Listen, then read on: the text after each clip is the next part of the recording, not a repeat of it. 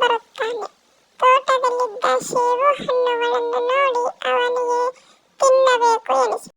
ಕಣ್ಣುಗಳಲ್ಲಿ ಕುತೂಹಲ. ಮರದ ಮೇಲೆ ಹೋಗಿದ ಸೇಬು ಹಣ್ಣನ್ನು ನೋಡಿ ಹೇಗಾದರೂ ಹಣ್ಣನ್ನು ತಿನ್ನಬೇಕಲ್ಲ ಎಂದು ಆಲೋಚಿಸುವಷ್ಟರಲ್ಲಿ ಅಲ್ಲಿಗೆ ರೈತ ರಾಮಯ್ಯ ಬರುತ್ತಾನೆ. ಚಿಂಟು ವಿನಯದಿಂದ ಕೇಳುತ್ತಾನೆ, ತಾತ, ನಾನು ಒಂದು ಸೇಬು ಹಣ್ಣು ತಿನ್ನಬಹುದಾ? ಆಗ ರಾಮಯ್ಯ ನಗುತ್ತಾ ಹೇಳುತ್ತಾನೆ, ನೀನು ಪ್ರಾಮಾಣಿಕವಾಗಿ ಕೇಳಿದೆಯಲ್ಲ ಮಗು, ತೆಗೆದುಕೊಂಡು ತಿನ್ನು. ಆಗ ಚಿಂಟು ಸಂತೋಷದಿಂದ ಸೇಬು ಹಣ್ಣನ್ನು ಗಿಡದಿಂದ ಕಿತ್ತು ತಿನ್ನುತ್ತಾನೆ. ತಿಂದ ಮೇಲೆ ಸೇಬು ಹಣ್ಣಿನ ಬೀಜಗಳನ್ನು ನೆಲದಲ್ಲಿ ಮಣ್ಣು ಅಗೆದು ಮುಚ್ಚುತ್ತಾನೆ. ರಾಮಯ್ಯ ಕೇಳುತ್ತಾನೆ, ಹಾಗೇಕೆ ಮಾಡುತ್ತಿದ್ದೀಯಾ ಮಗು? ಆಗ ಚಿಂಟು ಹೇಳುತ್ತಾನೆ, ಇದರಲ್ಲಿಂದ ಹೊಸ ಮರ ಬೆಳೆದರೆ ಎಷ್ಟು ಚೆನ್ನಾಗಿರುತ್ತದೆ ಅಲ್ವಾ ತಾತ? ಆಗ ರಾಮಯ್ಯ ಮುಗುಳ್ನಗೆ ನಗುತ್ತಾನೆ. ದಿನಗಳು ಕಳೆಯುತ್ತವೆ.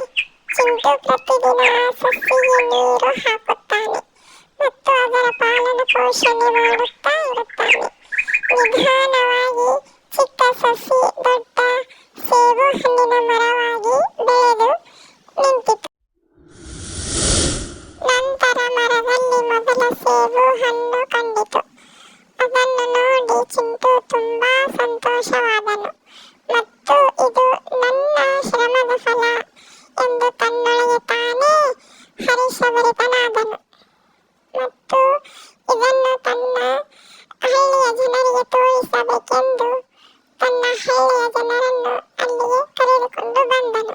ಎಲ್ಲರನ್ನೂ ಅಲ್ಲಿಗೆ ಕರೆಸಿ ಅವರಿಗೆ ಸೇಬು ಹಣ್ಣುಗಳನ್ನು ತಿನ್ನಲು ಕೊಟ್ಟನು. ಅದನ್ನು ನೋಡಿದ ರಾಮಯ್ಯ ಅಲ್ಲಿಗೆ ಬಂದನು.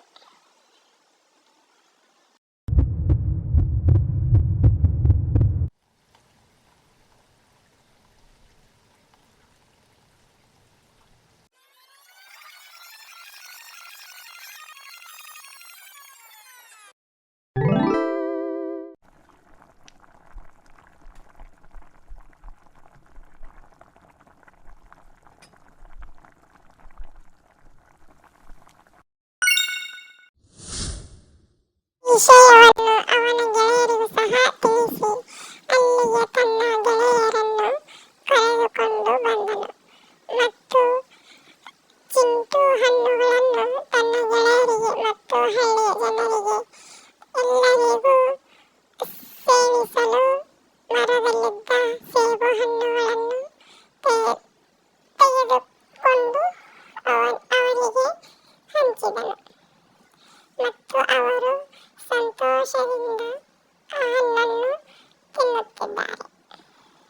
ಈ ಕಥೆಯ ಸಾರಾಂಶ: ಇಂದಿನ ಮಕ್ಕಳೇ ನಾಳಿನ ಪ್ರಜೆಗಳು.